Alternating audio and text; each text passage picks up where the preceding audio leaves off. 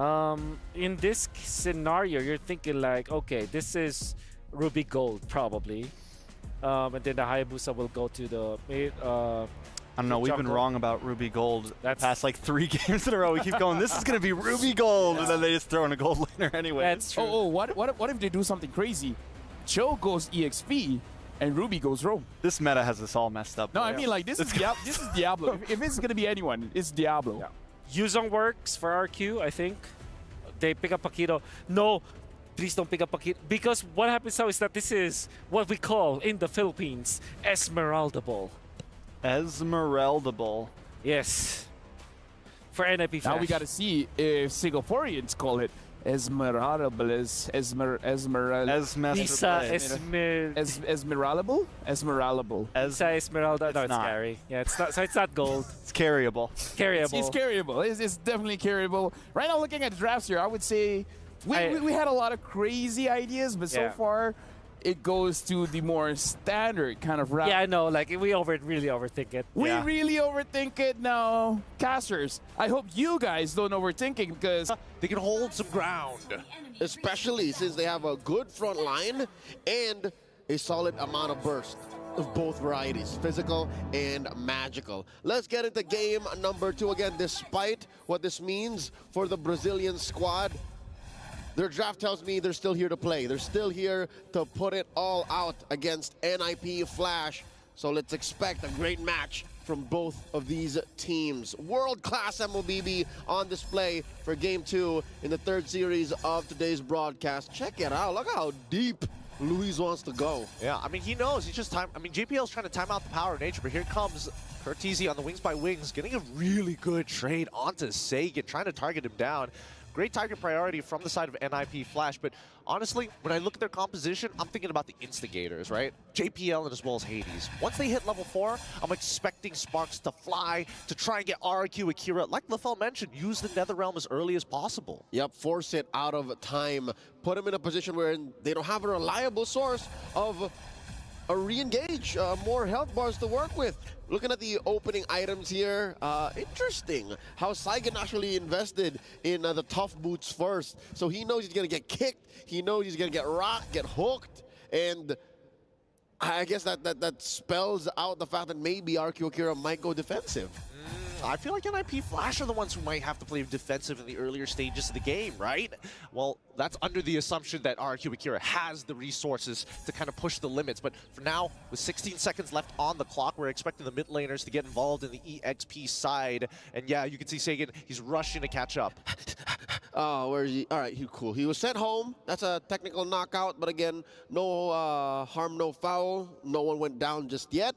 And Curtizi making it first, and he is going to see all of this first wave. Saigon too, so yeah, that's just about, what, 1 small minion that Curtizi's up ahead. They're trying to get level 4 as soon as possible, but it looks like RRQ hit it first. And PFL in position. Hades steals it away. The 2nd time he's done it in the series alone. But JPL finds the kick of lifetime on towards the correct target. Luis without the power of nature as well. They don't even get the opportunity to get the return on their investment. Didn't even go for the flicker. I think a part of Luis knew that he was going to get hit. There's a lot of ults.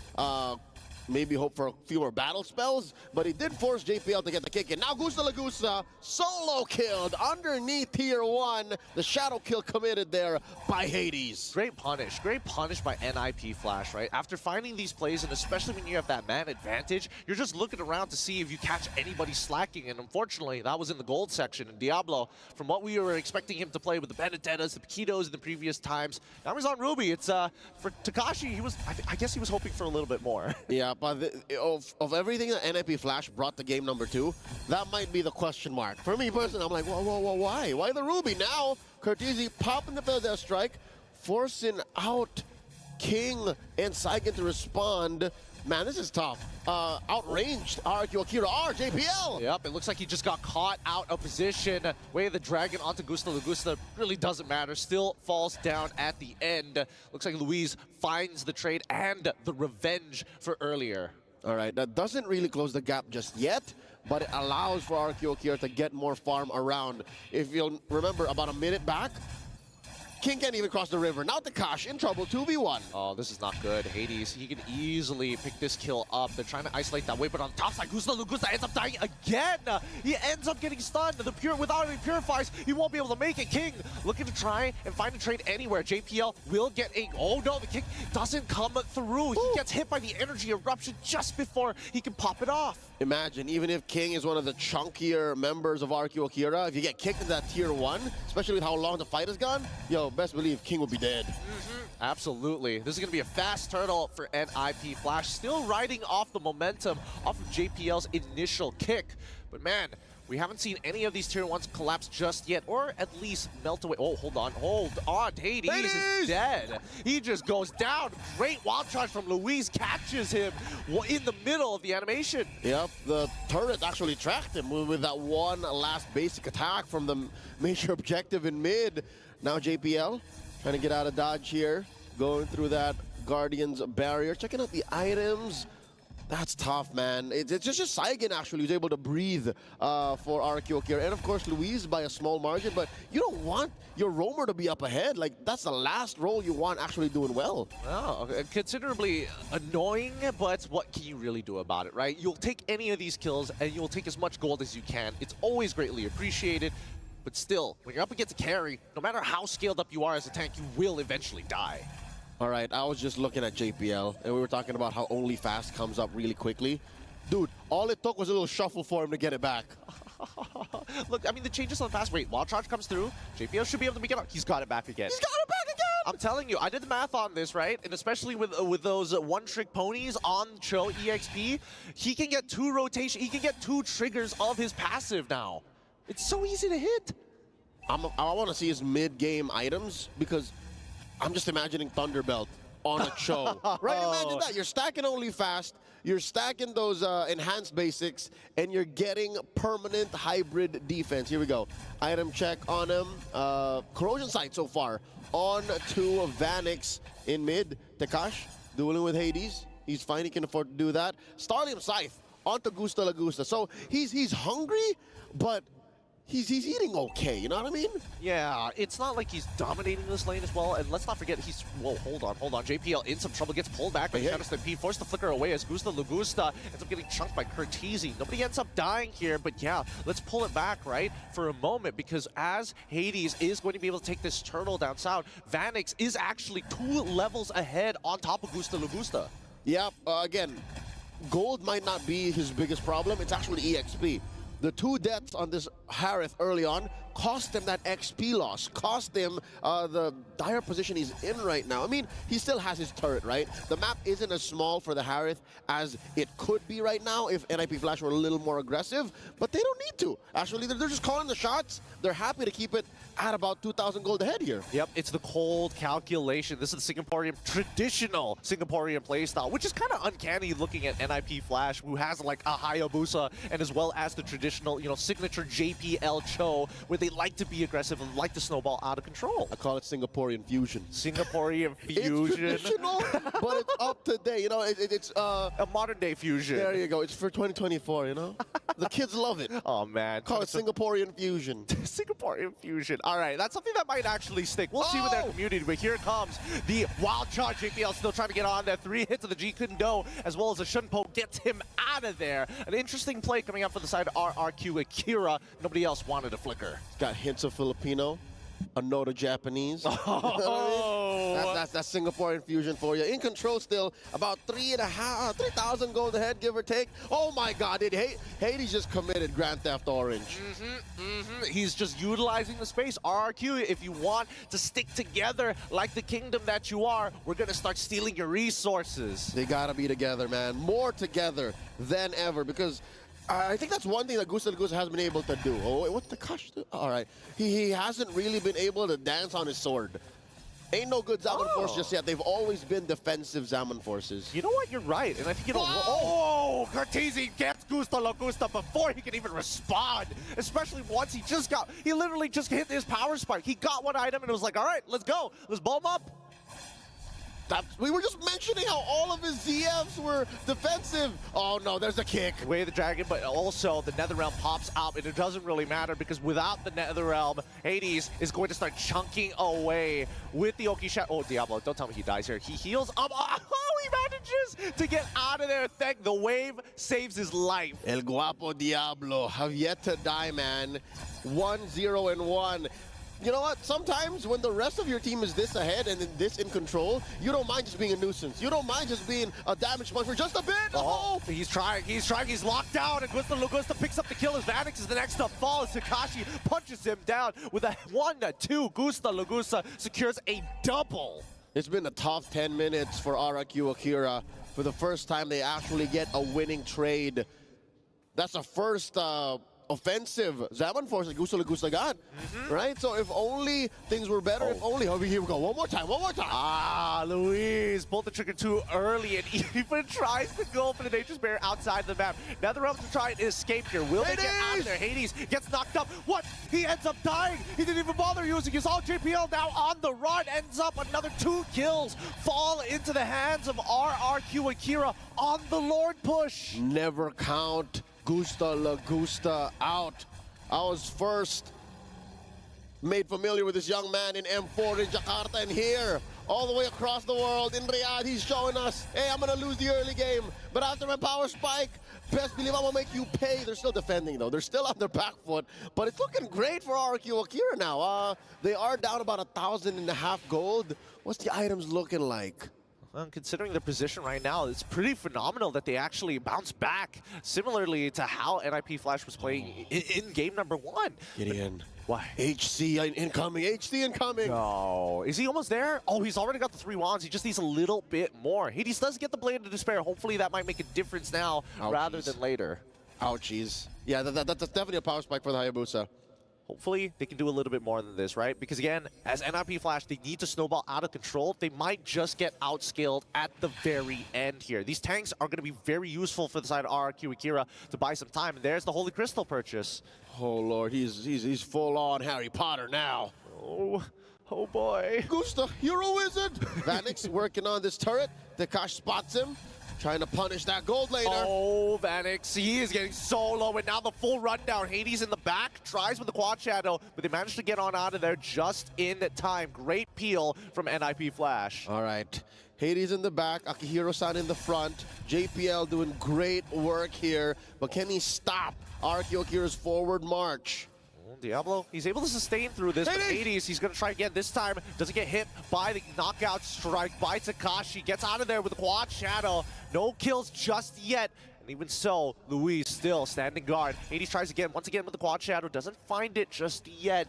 Despite it all, he isn't the Warcry user. He is the Lethal Ignition user, so he has to take these trades according to that talent. Yeah, it's full-on burst. It's not the sustainable kind of Hayabusa where you don't mind the fight going 10-15 seconds because you have that window of opportunity where even your basic attack is lethal.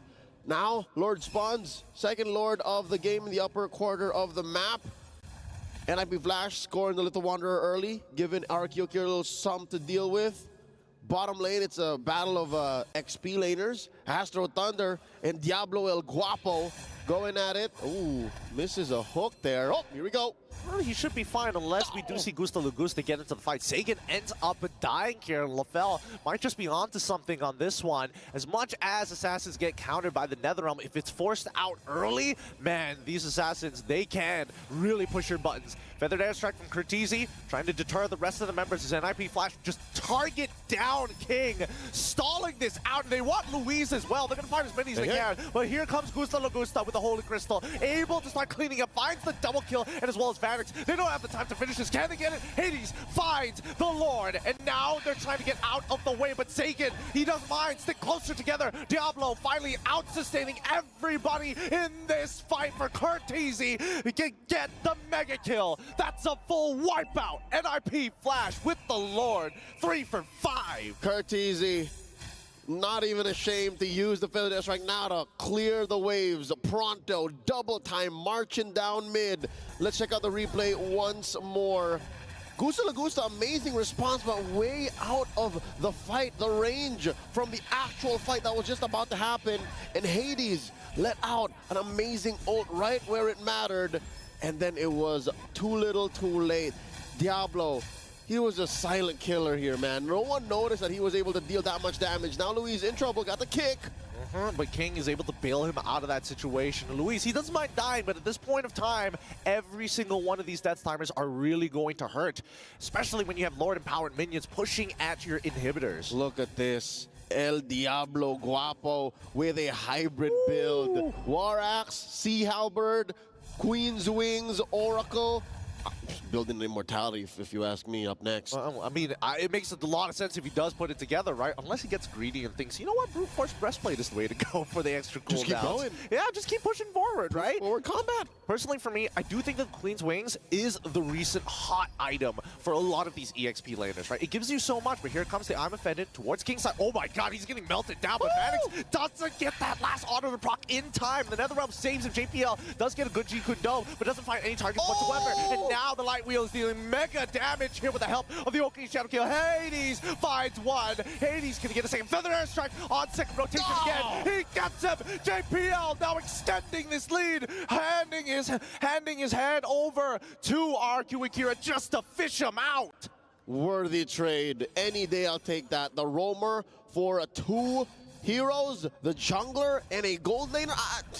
I'll say it now, RRQ AKIRA, one of their only hopes is if Gusta Lagusta gets a good dance in. If he's able to lay down the Zaman Force underneath the turret, maybe take 2 for 1, 3 for 1, that's it. But looks like NAP Flash not gonna let that happen. Yep, Hades, he gets stunned, but the Oki Shadow Kill. So much damage with the lethal ignition. He's out of position. He'll eventually die, and Luis finds him at the cost of his wild charge. Diablo, he's gonna take his time with this. I'm offended by some extra time. He's sustaining through the damage, but Gusta Lagusta will still run him down. That's 2 inhibitors down, 15 minutes into the game. I'm wondering now how RRQ AKIRA will adjust to what kind of damage NAP Flash is bringing, because at some point, yeah, you can build your Antique Cuirasses, you can build your Athena Shields, but you're also dealing with true damage, man.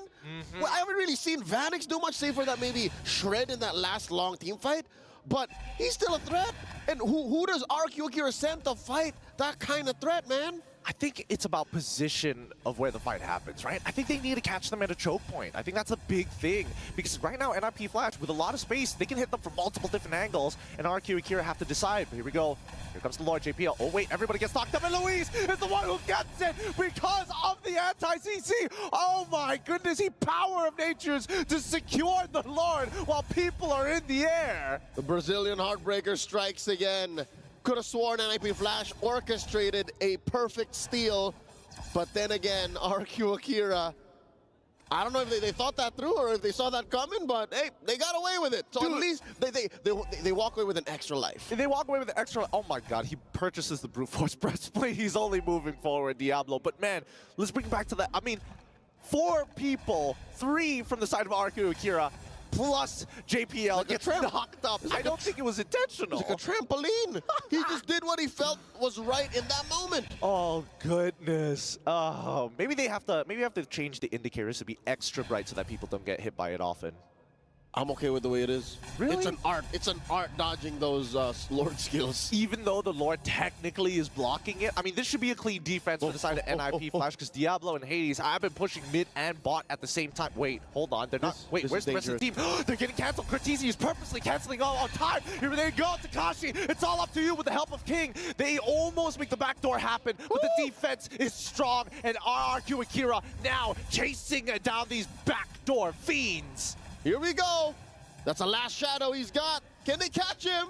The burn wasn't outside and gets a kill. Nicely done. Nicely done. A good call by NIP Flash. They saw the angle, but the punishment that RRQ AKIRA had, at least they responded in time.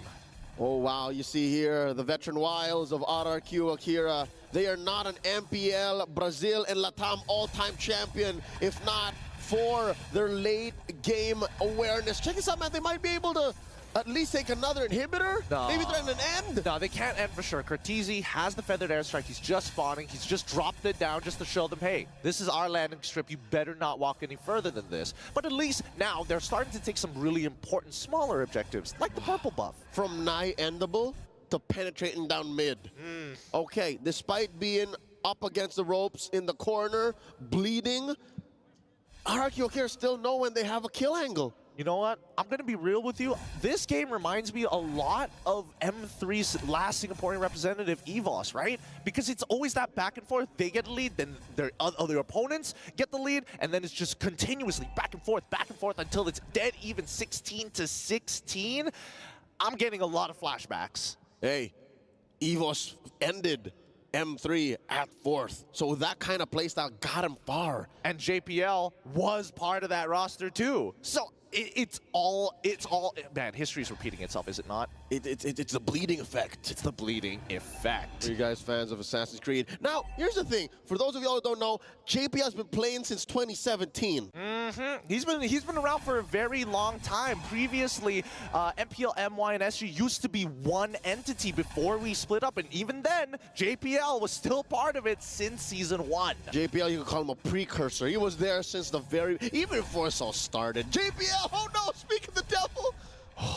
We were about to cast a curse him. I'll be real with you.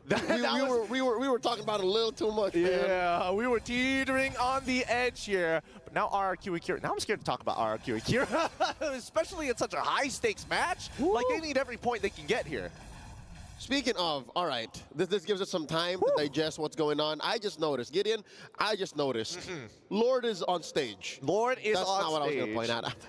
Tier 1 down bottom for NIP Flash is untouched. I mean, it's standing there with about 2.5 HP, but it's still standing. I mean, I don't think at this point of time, a single Lord take... We're in the midst of as close to a Lord dance as we can get here in the current metagame. Lord at about half health, slightly edged over to RRQ AKIRA. Got that soft reset. Yeah, I think this is pretty advantageous for the side of NIP Flash. They only have to worry about the mid lane, right? And I was wondering why RRQ AKIRA didn't try and invade, but here we go. Diablo finds the offended onto Takashi's side, almost gets melted down. Vanix, wait, they're trying to go for the seal once again. They kick. Oh, King is outside of the pit. They're just holding it on. Hades, somebody, can they actually go do it? The Ogi Shadow kill is already out. King is dead. They're playing for the kills. We don't need the Lord no longer. Quad Shadow out of there. The maneuvers just to keep him right on the edge. Sagan is still alive. Manages to get on out of there, but the I'm offended from Diablo is really costing them a lot. Gusta with a conceal as well. Dashes away, drops down. The Summon Force, can he outplay it? Comes back up the Winter Crown. Nah, Vanix puts him out of his misery, and that is going to be the GG push. Here comes the rest of NIP Flash to close it out. Their fate is sealed. A sweep by the Singaporean champions, putting on a showcase of Singaporean fusion, a playstyle made popular